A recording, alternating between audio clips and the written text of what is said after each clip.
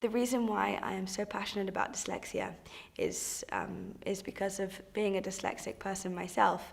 I feel like I really understand that we have a responsibility to change the narrative around what we are delivering to young people in the classroom. I was very lucky, got to go to a school that was very nurturing and very supportive, but I would describe the actual day-to-day learning side of things very challenging.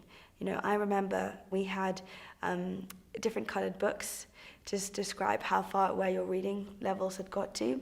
And I was always on the white books. My best friends were always on the yellow books or the green books. They were so far ahead. And I think at that stage, those moments of doubt just pop into your head. I'm not good enough. I'm not smart enough. Why am I not like the others? I think when you're in the classroom, those moments are they're very defining.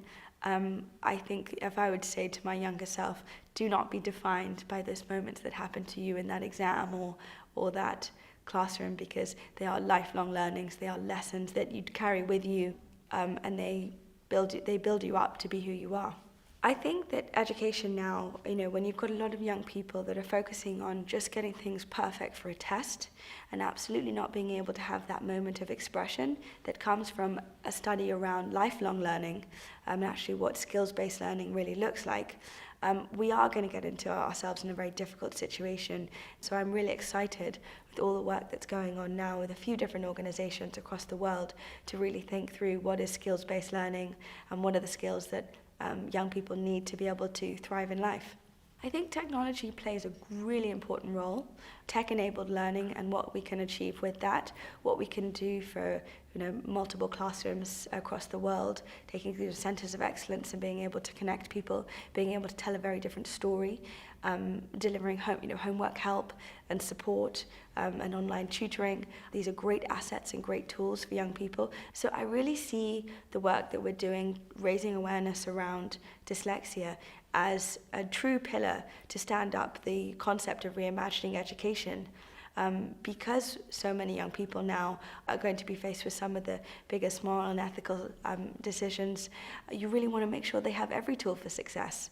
One of the reasons why I think it's a great time to be dyslexic now is because that narrative is starting to change.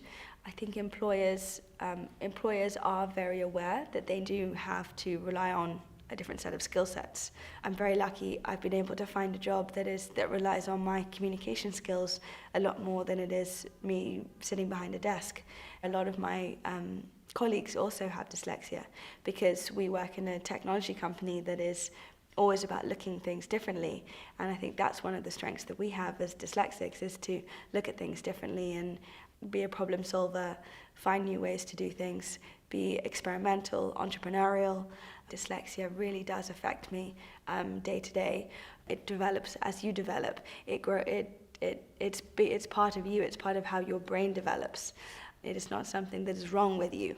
It is a great part of how your brain works, and everybody's brain works incredibly differently. There is nothing wrong. There is just everything that is so right.